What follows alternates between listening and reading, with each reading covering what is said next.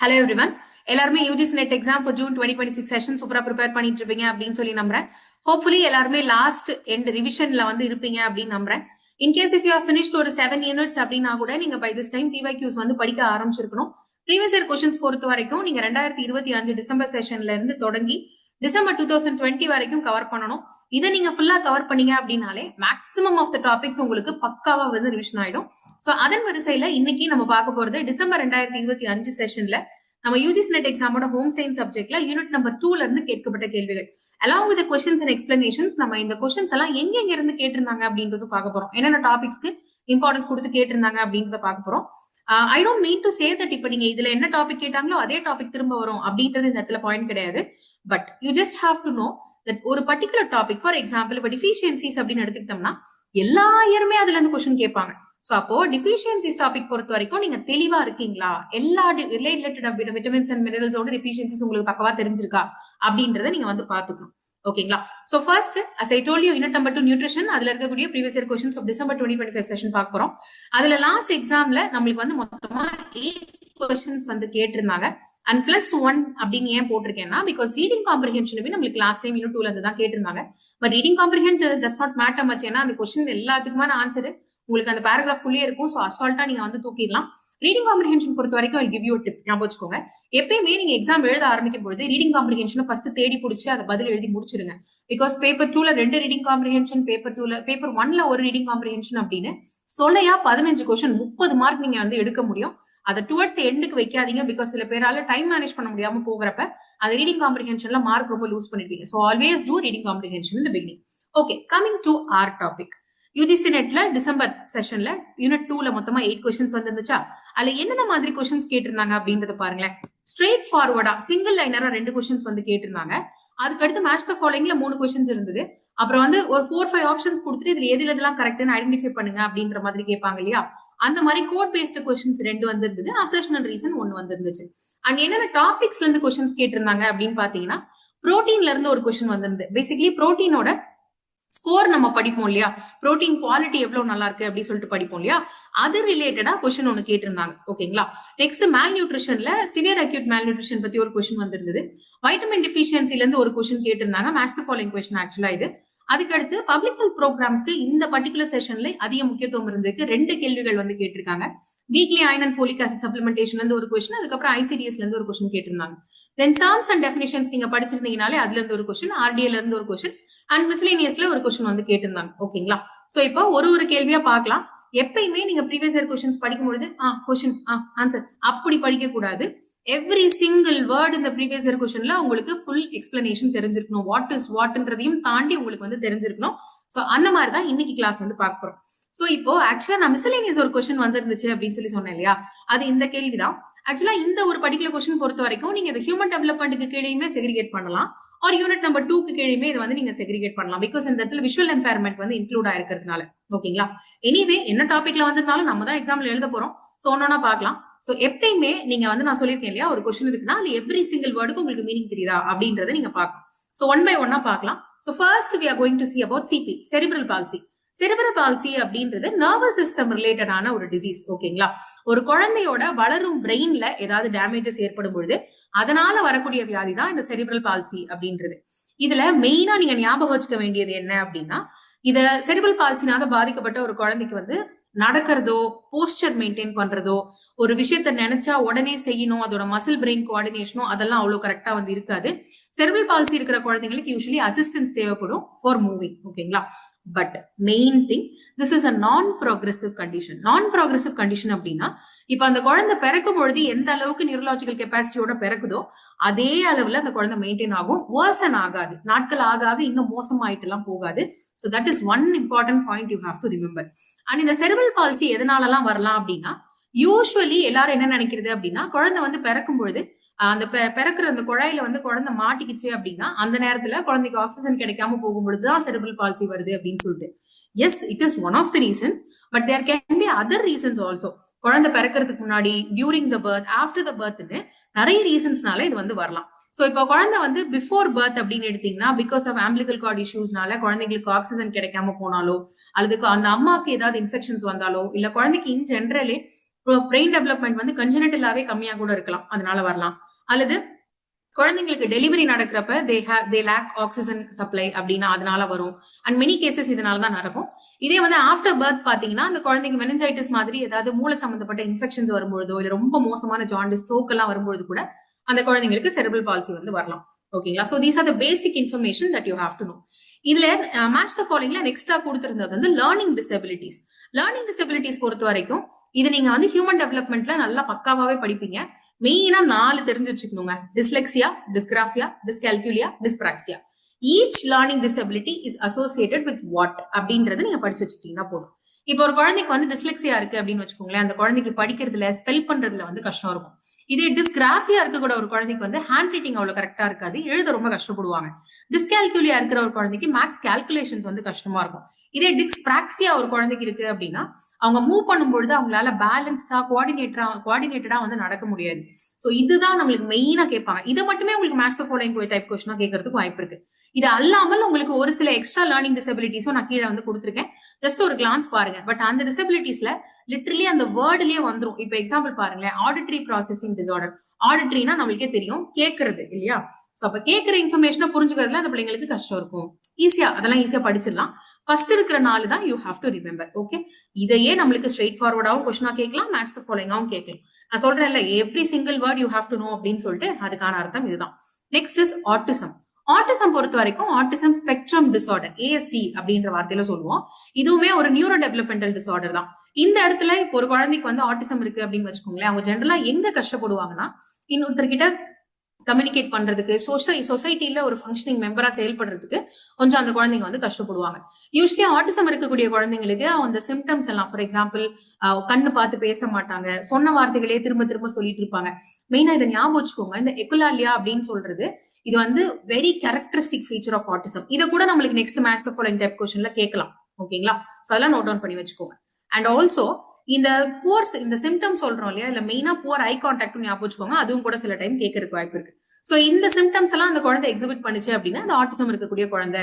So அந்த குழந்தைக்கு வந்து we have to give some therapy, speech therapy, behavior therapy நம்ம கொடுக்கணும் அப்படின்ற மாதிரி இருக்கும். இப்ப நிறைய சென்டர்ஸ் இருக்கு ஆட்டிசம் குழந்தைங்களை வந்து மேனேஜ் பண்றதுக்கு. ஓகேங்களா? they can be good, நல்லாவே அவங்க வந்து டெவலப் ஆகி வருவாங்க. they will need assistance, அவ்வளவுதான். ஓகேங்களா? நெக்ஸ்ட் நம்ம விஷுவல் இம்பேர்மெண்ட் பத்தி வந்து பார்க்கலாம். இதுல most important points definitely you have to no. இதுன்னு கிடையாது, எனி டாபிக் ப்ரீவியஸ் இயர் கொஸ்டின்ல வந்திருக்கு அப்படின்னா அது சம்பந்தப்பட்டு என்னென்னலாம் கேட்கறதுக்கு வாய்ப்பு இருக்கு அப்படின்றது நீங்க சைட் பை சைடா படிச்சு வச்சுக்கணும். ஓகேங்களா? சோ இது சம்பந்தப்பட்ட டேர்ம்ஸ் பார்க்கலாமா? விஷுவல் ஆக்டிவிட்டி அப்படின்னா எவ்வளவு தெளிவா உங்களுக்கு கண்ணு தெரியுது, how clear is your vision, அதுதான் விஷுவல் ஆக்டிவிட்டி அப்படின்னு சொல்லுவோம். நார்மல் விஷன் அப்படின்றது என்னன்னு கேட்டாங்கன்னா என்ன எழுதுவீங்க? 20/20. இது அப்படியே டைரக்டா கொஸ்டினா கேட்கலாம். லீகல் பிளைண்ட்னஸ் அப்படின்னா என்ன? 20/200 அல்லது அதுக்கு கம்மியா போச்சுன்னா அது வந்து அவங்க கண்ணு தெரியாதவங்க அப்படி சொல்றோம் இல்லையா? So that is legal blindness. Next, இந்த லீகல் பிளைண்ட்னஸ் இருக்கக்கூடிய ஒரு பர்சனுக்கு லேர்னிங் எய்ட் ஏதாவது இருக்கா, அவங்க படிக்கிறதுக்கு ஏதாவது ஆப்பர்ச்சுனிட்டிஸ் இருக்கான்னா எஸ், பெரைல் அப்படின்ற சிஸ்டம் யூஸ் பண்ணி they can study இல்லையா? அது யாரு டெவலப் பண்ணா? லூயிஸ் பிரைல் அப்படின்றவர் 1824 வந்து டெவலப் பண்றாரு. ஓகேங்களா? இது ரீதியா ஒரு 2-3 இன்ஃபர்மேஷன் மட்டும் கொடுத்துருக்கேன். ஆனா அதே மாதிரி நைட் பிளைண்ட்னஸ், மாலைக்கண் நோய் சொல்றோம்ல, அது எந்த விட்டமின் டிஃபிஷியன்சியால ஏற்படும்? விட்டமின் ஏ டிஃபிஷியன்சியால ஏற்படும். இது அல்லாமல் ரிலேட்டட் டு ஐஸ் இருக்கக்கூடிய மத்த அதர் கண்டிஷன்ஸ் அப்படின்னு பாத்தீங்கன்னா கேட்ராக்ட். இது நீங்க யூஸ்வலா டயபெட்டிஸ் பேஷன்ஸ் ரிலேட்டடா கேள்விப்பட்டிருப்பீங்க இல்லையா? சோ கண்ணுல வந்து பூ இழுக்கிறது சொல்லி சொல்லுவாங்க இல்லையா, கிளவுடிங் ஆஃப் த லென்ஸ், அதை தான் நம்ம கேட்ராக்ட்னு சொல்லுவோம். இதே மயோபியா அப்படின்னா they cannot see objects which are in a distance, ஒரு தூரத்துல இருக்கு, ஒரு கொஞ்சம் தூரத்துல இருக்குன்னா அதை வந்து சரியா பார்க்க முடியாத இருக்கக்கூடிய கண்ணுல மயோபியா ப்ராப்ளம் இருக்குன்னு சொல்லுவோம். இதே கிட்ட பார்வை பக்கத்துல இருக்கக்கூடியதை பாத்தீங்க அப்படின்னா ஹைப்பர் மெட்ரோபியா அப்படின்னு சொல்லுவோம். பக்கத்துல இருக்கக்கூடிய திங்ஸ் அவங்களால கிளியரா பார்க்க முடியாது. ஓகேங்களா? சோ இது எல்லாமே terms which are related to visual impairment, தெரிஞ்சு வச்சுக்கோங்க. இது நெக்ஸ்ட் டைம் நம்மளுக்கு கொஸ்டினா கேட்கலாம். Okay, so with this knowledge whatever we have discussed, இப்போ நீங்க அழகா மேனேஜ் பண்ணலாம். பாருங்களேன், செரிபிரல் பால்சி அப்படின்றது எது கூட வரும்? அந்த குழந்தைங்க வந்து மூவ்மெண்ட்ல பிரச்சனை இருக்கும் அப்படின்னு சொல்லி சொன்னோமா? சோ அப்ப A should be matched with 2. Next, learning disabilities, இதுல என்ன இருக்கும்? ரீடிங், ரைட்டிங், அரித்மெட்டிக், எது ரிலேட்டட் டிஃபிகல்ட்டி இருந்தாலுமே அது கணக்கு லேர்னிங் டிசபிலிட்டி தான். அது ஒரு கேட்டகரைஸ் இல்லையா, அதுக்குள்ள வந்துடும். சோ அப்ப B வந்து 1 கூட மேட்ச் பண்ணும். ஆட்டிசம் எடுத்தீங்க அப்படின்னா அந்த குழந்தையால சுத்தி இருக்கிற பீப்புள் கூட கம்யூனிகேட் பண்றதுல, சொசைட்டியா இருந்து செயல்படுறதுல கஷ்டப்படும். சோ அப்போ autism should be affected related to affecting communication. அப்ப 4th option. Next, visual impairment எடுங்க. விஷுவல் இம்பேர்மெண்ட்னா என்ன? லோ விஷன், டோட்டல் பிளைண்ட்னஸ் அதானே சொல்றோம். So D should be matched with 3. இப்படி நீங்க மேட்ச் பண்ணீங்க அப்படின்னா அசால்ட்டா மார்க்ஸ் தூக்கிடலாம். மேட்ச் த ஃபாலோயிங் பொறுத்த வரைக்கும் 4 ஆப்ஷனையும் எல்லாம் வந்து மேட்ச் பண்ணணும் அப்படின்னு எதிர்பார்க்காதீங்க. எனி 1 or 2 நீங்க மேட்ச் பண்ணிட்டு ரிமைனிங் இருக்கிறத எலிமினேஷன் ஆஃப் டெக்னிக் மூலமா அழகா நீங்க கண்டுபிடிச்சிடலாம். One of the easiest types of questions to answer வந்து கண்டிப்பா match the following type question தான். ஈஸியஸ்ட்ன்றதையும் தாண்டி it will save a lot of time for you. ஓகேங்களா? சரி, இப்ப நெக்ஸ்ட் ஒன் பாருங்க. பிளட் பத்தி கேட்டிருக்காங்க, கிட்னி பத்தி கேட்டிருக்காங்க, ஹைட்டஸ் ஹெர்னியா பத்தி கேட்டிருக்காங்க. ஒன்னொன்னா பார்க்கலாம். கடைசியில நம்ம இது எப்படி மேட்ச் பண்ணலாம் அப்படின்றத பார்க்கலாம். ஓகே, சோ இப்போ நம்மளுக்கு பிளட் பொறுத்த வரைக்கும் pH ஆஃப் பிளட் ரிலேட்டடா கொஸ்டின் இருக்கு இல்லையா? சோ அப்போ பிளட் ரிலேட்டடா நீங்க என்னென்ன நியூமரிக்கல் பாராமீட்டர்ஸ் ஞாபகம் வச்சுக்கணுமோ அது எல்லாத்தையுமே படிக்கணும், ஒரு தடவை ரிவிஷன் பண்ணணும். ஆக்சுவலா இது எல்லாமே நம்ம வெவ்வேறு பிளேசஸ்ல படிச்சிருப்போம். இப்ப நீங்க ஹியூமோகுளோபின் எடுத்தீங்கன்னா இது வந்து அனீமியா டாபிக் கீழே பார்த்திருப்பீங்க. அதே மாதிரி கார்டியோவாஸ்குலர் டிசீசஸ் படிக்கும்போது பிளட் பிரஷர் பத்தி படிச்சிருப்போம். டயபிட்டிஸ் மெலைட்டிஸ் பத்தி படிக்கும்போது குளுக்கோஸ் லெவல் பத்தி படிச்சிருப்போம். இது எல்லாமே பிளட் ரிலேட்டடான வேல்யூஸ் தான் இல்லையா? சோ அதை நீங்க சேர்த்து இந்த இடத்துல பாப்பீங்க. Okay, so pH of blood usually 7.35 to 7.45 இந்த ரேஞ்ச்ல இருக்கும். இதுக்கு கீழே பிளட்டோட pH போகும்பொழுது அசிடிக் ரேஞ்சுக்கு போகுது அப்படின்னு சொல்லி நம்ம சொல்லுவோம். சோ அந்த மெட்டபாலிக் ஆசிடாசிஸ் அப்படின்னு சொல்லி நம்ம சொல்லலாம். நெக்ஸ்ட், இதே வந்து பிளட்டோட டெம்பரேச்சர் எவ்வளவு அப்படின்னு கேட்டாங்கன்னா actually 38 degree Celsius. If you notice one thing here, பிளட்டோட டெம்பரேச்சர் எப்பயுமே பாடி டெம்பரேச்சரை விட 1 டிகிரி செல்சியஸ் வந்து கூட இருக்கும். பிகாஸ் நம்ம பாடி டெம்பரேச்சர் 38 அப்படின்றது ஆல்மோஸ்ட் 100 டிகிரி செல்சியஸ். ஓகேங்களா? பட் நம்ம பாடி டெம்பரேச்சர் அரௌண்ட் 37 அந்த ரேஞ்ச்ல தான் அப்ராக்சிமேட்டா வந்து இருக்கும், மறந்துடாதீங்க. நெக்ஸ்ட் இஸ் ஹீமோகுளோபின், பிளட்ல இருக்கக்கூடிய மெயின் மெட்டலோ புரோட்டீன் இல்லையா? சோ இந்த ஹீமோகுளோபின் மேல்ஸ்ல 13 to 18 இஸ் நார்மல், ஃபீமேல்ஸ்ல வந்து 12 to 16 இஸ் நார்மல். ஞாபகம் வச்சுக்கோங்க, பிரெக்னன்ட் விமனாக இருந்தால் இந்த 12 அப்படின்றது குறையும், இட் வில் பி 11. ஓகேங்களா? Because in pregnant women blood நம்ம பிளட்ல இருக்கக்கூடிய ஃப்ளூடோட வால்யூம் இன்க்ரீஸ் ஆகிறதுனால we reduce the hemoglobin cut off. Okay, 11ல இருந்து உங்களுக்கு நார்மல் கன்சிடர் பண்ணுவோம் பிரெக்னன்ட் உமனா இருந்தா. நெக்ஸ்ட் இஸ் பிளட் பிரஷர் பாருங்க, 120/80 ஐ திங்க் எல்லாருக்குமே வந்து தெரியும். Normal blood glucose level 70 to 100 is considered normal. 100க்கு மேல போகும்பொழுது ப்ரீ டயபெட்டிக் ரேஞ்ச்ல வந்துருவோம். நெக்ஸ்ட், இதே ஒரு ஆர்பிசியோட லைஃப் ஸ்பேன் எவ்வளவு, ரெட் பிளட் செல்லோட லைஃப் ஸ்பேன் எவ்வளவுன்னு கேட்டா அரௌண்ட் ஒரு 4 months கிட்ட, அரௌண்ட் 120 days கிட்ட it will B alive. Okay, அதே மாதிரி யுனிவர்சல் டோனர் எந்த blood group? O negative. Universal recipient எந்த குரூப்? AB positive. ஏன்னா யுனிவர்சல் டோனர்ன்றவங்க யாருக்கு வேணா பிளட் கொடுக்கலாம், யுனிவர்சல் ரெசிபியன்ட்ன்றவங்க யார்கிட்ட வேணாலும் பிளட் வாங்கிக்கலாம். ஓகேங்களா? இதெல்லாம் most important parameters that you have to no. Next, நம்மளுக்கு வந்து கிட்னி ரிலேட்டடா ஒரு கண்டிஷன் கொடுத்திருந்தாங்க. If you saw the match the following, இங்க பாருங்களேன், a condition characterized by excessive urea or other nitrogen containing compounds in blood என்ன அப்படின்னு சொல்லிட்டு கேட்டிருக்காங்க. சோ இப்போ இந்த ஈமியா ரிலேட்டட் டேர்ம்ஸ் நீங்க கண்டிப்பா தெரிஞ்சு வச்சுக்கணும். அது என்ன ஈமியானா ஒண்ணும் கிடையாதுங்க. இப்போ ஒரு வேர்டு இருக்குன்னு வச்சுக்கோங்களேன், அந்த வேர்டோட எண்ட்ல ஈமியா அப்படின்னு முடியுதுன்னா பிளட் சம்பந்தப்பட்ட எதையோ பத்தி பேசுறாங்கன்னு அர்த்தம். இதே யூரியா அப்படின்னு முடியுதுன்னு வச்சுக்கோங்களேன், ஃபார் எக்ஸாம்பிள் குளுக்கோஸ் யூரியா அப்படின்னு ஒரு வார்த்தை நீங்க பாக்குறீங்கன்னா அது யூரியா அப்படின்னு முடிஞ்சிருக்கா? சோ அப்ப அந்த யூரியான்னு முடிஞ்சதுன்னா யூரின் சம்பந்தப்பட்ட ஏதோ ஒரு கண்டிஷன் பத்தி பேசிட்டு இருக்காங்க அப்படின்னு அர்த்தம். எக்ஸாம்பிள் சொல்றேன் பாருங்க. இப்ப குளுக்கோஸ் யூரியா அப்படின்னா யூரின்ல குளுக்கோஸ் பிரசன்டா இருக்கிறது. புரோட்டீன் யூரியானா புரோட்டீன் யூரின்ல பிரசன்டா இருக்கிறது. இதுவே ஹெமட்டூரியானா பிளட் யூரின்ல பிரசன்டா இருக்கிறது. இந்த மாதிரி நீங்க டேர்ம்ஸை பிரிச்சு படிக்க கத்துக்கிட்டீங்க அப்படின்னாலே உங்களுக்கு ரிலேட்டிவ்லி ஈஸியா இருக்கும். Okay, so coming to the question that was asked, நம்ம பிளட்ல அதிக அளவுல நைட்ரஜனஸ் வேஸ்ட் இருந்துச்சுன்னு வச்சுக்கோங்க, இது எப்ப நடக்கும்னா கிட்னி சரியா ஃபங்க்ஷன் ஆகல அப்படின்ற பட்சத்துல திஸ் வில் ஹேப்பன். இதுக்கு ஒரு பேர் இருக்கு, அது என்ன? அசெட்டீமியா. அசெட்டீமியா, ஈமியான்னு முடியுது பாருங்க. சோ பிளட் பத்தி பேசிட்டு இருக்கோம், பிளட்ல நைட்ரஜன் காம்பவுண்ட்ஸ் அதிகமா இருக்கு. சோ அசெட்டீமியா. ஓகேவா? இதே யுரேமியா அப்படின்னா என்ன? பிகாஸ் ஆஃப் அசெட்டீமியா, அதாவது அதிக அளவுல நைட்ரஜனஸ் காம்பவுண்ட்ஸ் நம்ம பிளட்ல அக்யூமுலேட் ஆகுறதுனால என்னென்ன சிம்டம்ஸ் எல்லாம் நம்ம வந்து எக்ஸிபிட் பண்ணுவோம். ஓகேவா? அந்த சிம்டம்ஸ் எல்லாம் சேர்த்து வச்சு நம்ம யுரேமியா அப்படின்ற கான்செப்டுக்கு கீழே சொல்லலாம். அசெட்டீமியா யுரேமியா ரெண்டுமே ரிலேட்டட் கான்செப்ட்ஸ் தான், வேற வேற அப்படின்னு நினைச்சிடக்கூடாது. இந்த மாதிரி வேற ஏதாவது இருக்கான்னா இதையும் படிச்சு வைக்கணும். ஏன்னா இந்த டைம் நம்மளுக்கு அசிட்டீமியா கேட்டிருக்காங்க, நெக்ஸ்ட் டைம் மேபி ஹைப்பர் நாட்ரிமியா கேட்கலாம் அல்லது யுரேமியா கேட்கலாம். சோ எல்லாம் சேர்த்து படிச்சு வச்சுக்கோங்க. ஹைப்பர் கலீமியா அப்படின்னா என்ன? Kalemia, kalium. Kalium refers to potassium. அதனாலதான் நம்ம பொட்டாசியம்க்கு கெமிக்கல் நம்ம சிம்பிள் எழுதுறப்ப என்னன்னு போடுவோம்? கேன்னு போடுவோம் இல்லையா? பிகாஸ் கேலியம் தான் அதோட நேம். ஓகே, சோ ஹைப்பர் அப்படின்னா ஹைப்பரா இருக்காப்பா அப்படி சொல்லுவோம்ல, இவன் வந்து ஹையா இருக்காப்பா அப்படின்ற மாதிரி சொல்லுவோம் இல்லையா? So high levels of potassium in blood, அதை நம்ம ஹைப்பர் கலீமியா அப்படின்னு சொல்லி சொல்லுவோம்.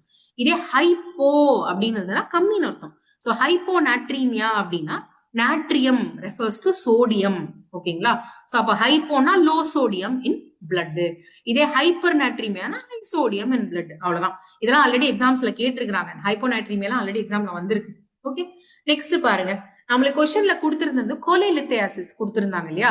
சோ அப்போ இதையும் பிரிச்சு பார்க்க கத்துக்கோங்க. லித்தோ அப்படின்னா ஸ்டோன் அர்த்தமா? லித்தோஸ்பியர் அப்படின்னு நம்ம யூனிட் நம்பர் 9 பேப்பர் 1ல படிச்சிருப்போம், ஞாபகம் இருக்கா? லேண்டோட கிரஸ்ட் ஏரியா அதெல்லாம் நம்ம லித்தோஸ்பியருக்கு கீழே படிப்போம்ல. சோ லித்தோனா ஸ்டோன் அர்த்தம். ஆசிஸ் அப்படின்னா அப்நார்மலா ஏதோ ஃபார்ம் ஆகுது, ஸ்டோன் ஃபார்மேஷன் ரிலேட்டட் இந்த இடத்துல நம்ம பேசணும். ஓகே, சோ ஸ்டோன்ஸ் அப்படின்றது வெறும்னே இங்க மட்டும்தான் ஃபார்ம் ஆகுமானா நாட் எக்ஸாக்ட்லி. கால் பிளாடர்ல ஃபார்ம் ஆகிற பொறுத்து கால் ஸ்டோன் அப்படின்னு சொல்லுவோம். அதுக்கான டெக்னிக்கல் டேர்ம் தான் கோலிலித்தியாசிஸ். ஓகே, இதே மாதிரி கிட்னில ஸ்டோன் வரலாம், நெஃப்ரோலித்தியாசிஸ் அது பேர். யூரினரி ட்ராக்ட்ல வரலாம், யூரோலித்தியாசிஸ். இந்த மாதிரி வெவ்வேறு பிளேசஸ்ல அது எந்த இடத்துல ஸ்டோன் ஃபார்மேஷன் நடக்குதுங்கிறத பொறுத்து it could be named in a different way. So இந்த டைம் நம்மளுக்கு கோலிலித்தியாசிஸ் கேட்டிருந்தாங்க, நெக்ஸ்ட் டைம் யூரோலித்தியாசிஸ் கேட்கலாம் maybe. Or they can ask you, இப்ப கோலிலித்தியாசிஸ்ல ஸ்டோன்ஸ் உருவாகி இருக்கு இல்லையா, அந்த ஸ்டோன்ஸ் எதனால உருவாகி இருக்கு அப்படின்னு சொல்லிட்டு கேட்பாங்க. So most of the time இது வந்து கொலஸ்ட்ரால் பிளஸ் பிலிரூபின் பிக்மெண்டால உருவான ஸ்டோன்ஸாக இருக்கும். ஓகேங்களா? சோ இதை கூட தெரிஞ்சு வச்சுக்கோங்க, நெக்ஸ்ட் டைம் மேபி எக்ஸாம்ல நம்மளுக்கு வரலாம். அதுக்கப்புறம் நாலாவதா நம்மளுக்கு மேட்ச் த ஃபாலோயிங்ல கொடுத்திருந்தது என்ன, ஹையட்டிஸ் ஹெர்னியா அப்படின்றது கொடுத்திருந்தாங்களா? ஃபர்ஸ்ட் ஆஃப் ஆல் ஹையட்டிஸ் ஹெர்னியா அப்படின்னா என்னன்னு தெரிஞ்சுக்கணும்னா, நார்மலா நம்ம ஸ்டமக் எப்படி இருக்கும் அப்படின்றது உங்களுக்கு தெரியணும். சோ ஃபர்ஸ்ட் நம்ம வாயை தாண்டி கீழே நம்மளோட உணவு குழாய் ஈசோஃபேகஸ் இருக்கு இல்லையா? ஈசோஃபேகஸ் வந்து ஸ்டமக்கு என்டர் ஆகுற அந்த இடத்துல LES அதாவது லோவர் ஈசோஃபேஜியல் ஸ்பிங்டர் அப்படின்ற ஒரு தசை வந்து இருக்கும், ஒரு மசில் ஒன்று இருக்கும். அந்த மசிலோட மெயின் ஃபங்க்ஷனே என்ன, அந்த ஸ்பிங்டரோட மெயின் ஃபங்க்ஷனே என்னன்னா, நீங்க ஒன்ஸ் வந்து சாப்பாடு சாப்பிட்டுட்டீங்க, அது வந்து ஸ்டமக்கு ரீச் ஆயிடுச்சு அப்படின்னா ஸ்டமக்ல இருந்து அந்த கண்டென்ட் திரும்ப புஷ் பண்ணி மேல வந்துடக்கூடாது அப்படின்றதுக்காக ஒரு நிறுத்தமா எஸ்டாப்ளிஷ் பண்ணப்பட்டதுதான் இந்த lower oesophageal sphincter. Okay, but சில பேரோட கேசஸ்ல வந்து என்ன ஆகும் அப்படின்னா, இந்த LES இருக்கு இல்லையா, இந்த லோவர் ஈசோஃபேஜியல் ஸ்பிங்டர் அது because of excess amount of பிரஷர்னால அது வந்து தள்ளப்பட்டு இட் வில் கம் அபவ், டயப்ரம்க்கு மேல வந்து தள்ளி வந்துரும். ஓகேங்களா? சோ அது தள்ளப்பட்டு ஸ்டமக் அவுட் பவுச் ஆகி நம்ம ஈசோஃபேகஸ்ல வந்து அப்படியே தள்ளின மாதிரி வந்து ஹெர்னியேட் ஆகி நின்னுக்கும். ஹெர்னியான்னு சொல்லுவாங்க, கேள்விப்பட்டிருக்கீங்களா? அதுதான். சோ அப்படி தள்ளி வந்து டயப்ரம்க்கு மேல வந்து நின்னுடும். ஓகேவா? இந்த அவுட் பவுச்சிங் ஏரியாவை தான் நம்ம என்னன்னு சொல்லுவோம்னா ஹையட்டிஸ் ஹெர்னியா அப்படின்னு சொல்லுவோம். இந்த ஹையட்டிஸ் ஹெர்னியா வந்துச்சு அப்படின்னு வச்சுக்கோங்களேன், அதுக்கப்புறம் என்ன தெரியுமா ஆகும், இந்த LES ரொம்ப வந்து வீக் ஆயிடுச்சு இல்லையா? சோ பேசிக்கலி அதோட ஃபங்க்ஷன் என்ன, ஸ்டமக்ல இருக்கக்கூடிய ஆசிடிக்கா இருக்கக்கூடிய அந்த ஃபுட், சாப்பாடு ஆசிட் எல்லாம் கலந்துதான் ஸ்டமக்குள்ள இருக்கும். அதை மேல வராம தடுக்கிறது தான் LES ஓட வேலையே.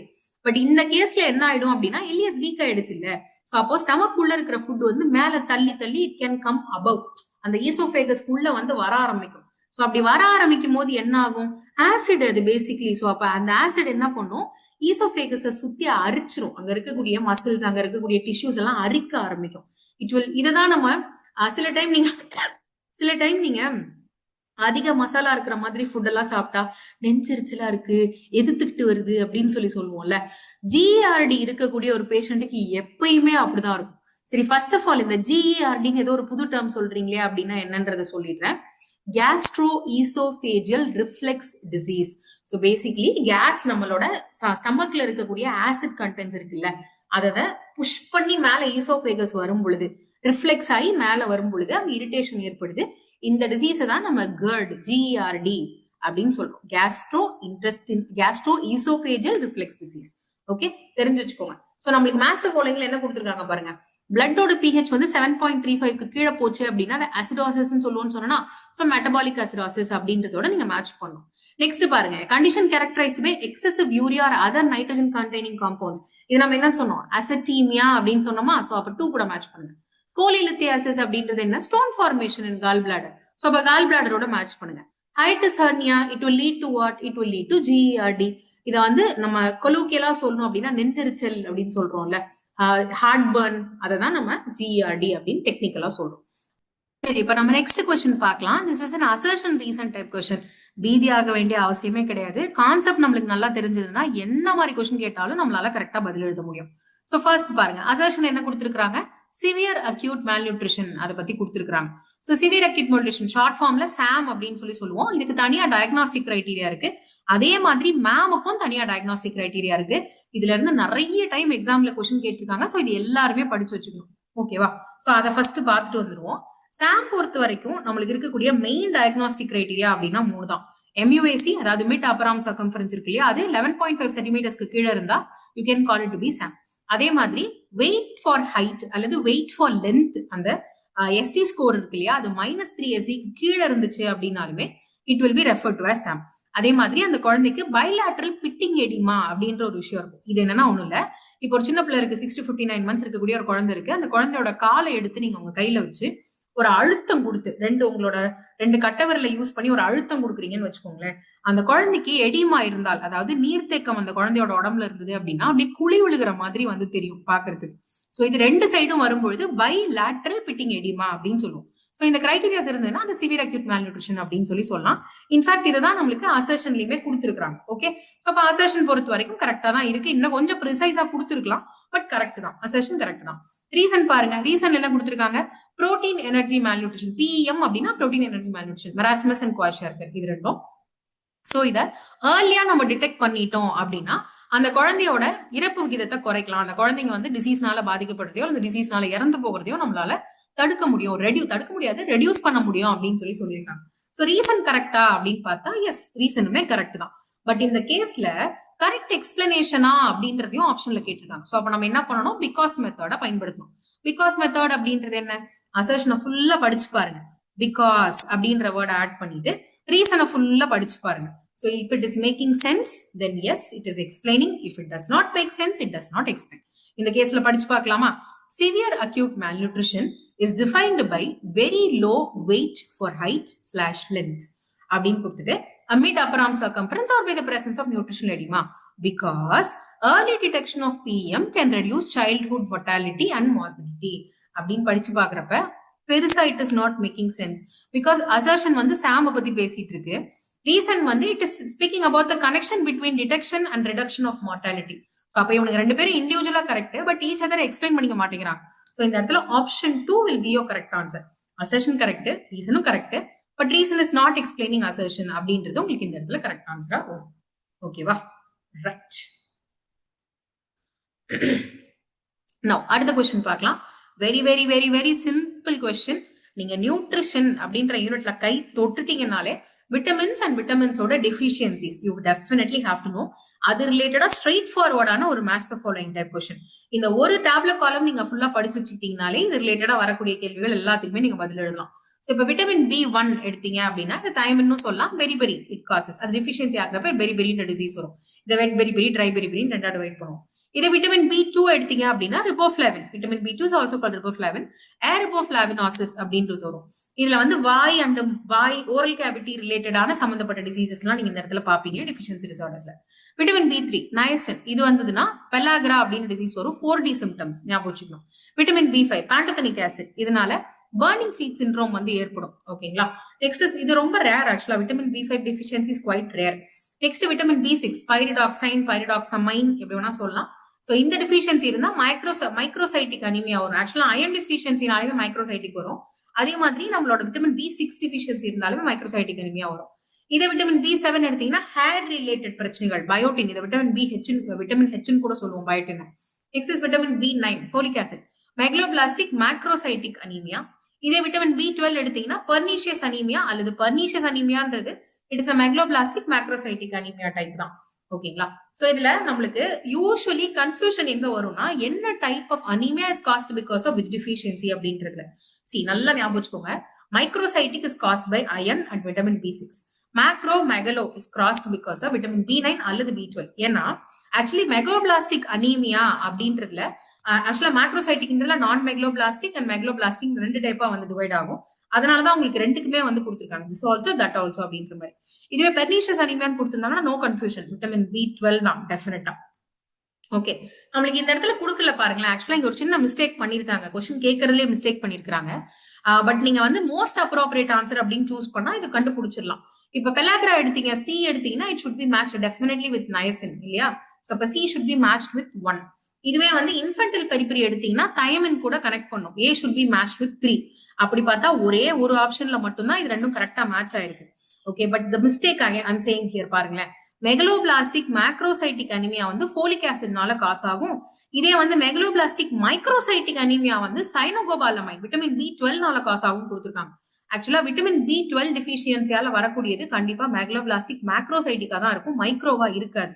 Because microcytic anemia is caused because of iron and vitamin B6 deficiency. But in the caseல மத்த ரெண்டு ஆப்ஷனும் கரெக்டா match ஆயிட்டதுனால 4 is the only possibility. So அதனால 4 அப்படின்னு நீங்க வந்து சூஸ் பண்ணணும். நெக்ஸ்ட் நம்மளுக்கு கேட்டிருக்கக்கூடிய கேள்வி இஸ் ரிலேட்டட் டு RDA. எல்லா வருஷமுமே அட்லீஸ்ட் ஒரு கொஸ்டின் ஆவது ரிலேட்டட் டு RDA நம்மளுக்கு எக்ஸாம்ல வந்துரும். இந்த டைம் ரொம்ப ரொம்ப சிம்பிளான கொஸ்டின் கேட்டிருந்தாங்க December 25 செஷன்ல. ரெஃபரன்ஸ் இந்தியன் விமன் அவங்களோட வேல்யூஸ் கேரக்டரிஸ்டிக்ஸ் அவ்வளவுதான் கேட்டிருந்தாங்க. ரொம்ப சிம்பிள். இப்ப நான் உங்களுக்கு கொடுக்குற டேப்லெட் காலம் மட்டும் பார்த்து வச்சுக்கோங்க. இதுல இருந்து தான் உங்களுக்கு வந்து கொஸ்டின் வரும். If they ask related to reference Indian man R reference Indian women. But இது மட்டும் தான் RDAல வருமானா அப்படி கிடையாது.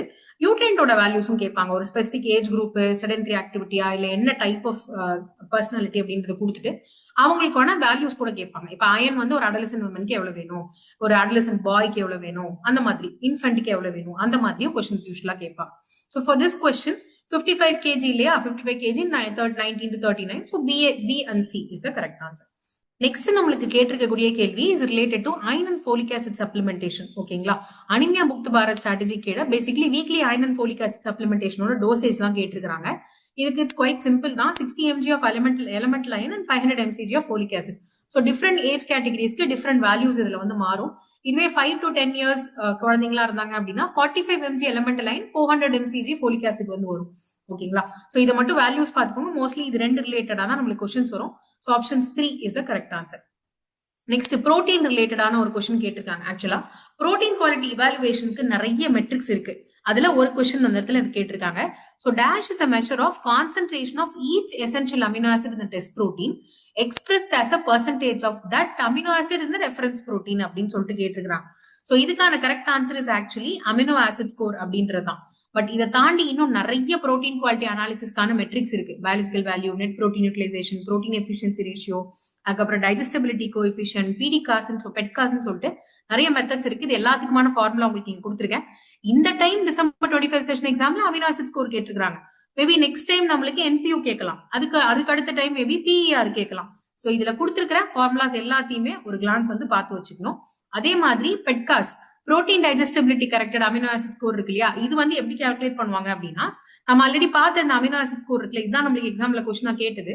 அது கூட டைஜஸ்டபிலிட்டி அப்படின்றத ஃபேக்டரிங் பண்ணோம் அப்படின்னா நம்மளுக்கு பெட்காஸ் அப்படின்றது கிடைக்கும். இப்ப நம்ம ரீசெண்ட் டேஸ்ல யூஸ் பண்ணிட்டு இருக்கிறது மோஸ்ட்லி பெட்காஸ் தான் வந்து யூஸ் பண்ணிட்டு இருக்கோம் எவாலுவேஷனுக்கு. ஓகே, நெக்ஸ்ட் கொஸ்டின் பாருங்க. ஐசிடிஎஸ்க்கு கீழே இதுல இருக்கக்கூடிய என்னென்ன சர்வீசஸ் இன்க்ளூடட் அப்படின்னு கேட்டிருக்காங்க. ஐசிடிஎஸ் வந்து it is launch by the ministry of women and child டெவலப்மெண்ட்லயே 1975ல. சோ இதோட மெயின் டார்கெட் குரூப்ஸ் யாரு? 0 to 6 year old children, pregnant women, lactating women. இதுல மொத்தமா 6 இம்பார்ட்டன்ட் சர்வீசஸ் வந்து இன்க்ளூடட்.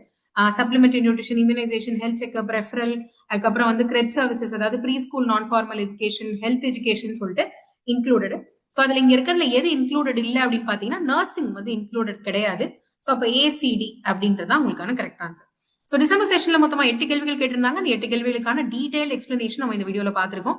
இதே மாதிரி உங்களுக்கு வேற செஷன்ஸ் அல்லது வேற டாபிக்ஸ் ரிலேட்டடா கேள்விகள் வேணும், உங்களுக்கு வந்து டிஸ்கஷன்ஸ் வேணும் அப்படின்னா கமெண்ட் செக்ஷன்ல மென்ஷன் பண்ணுங்க. All the very best. Exam சூப்பரா எழுதுங்க.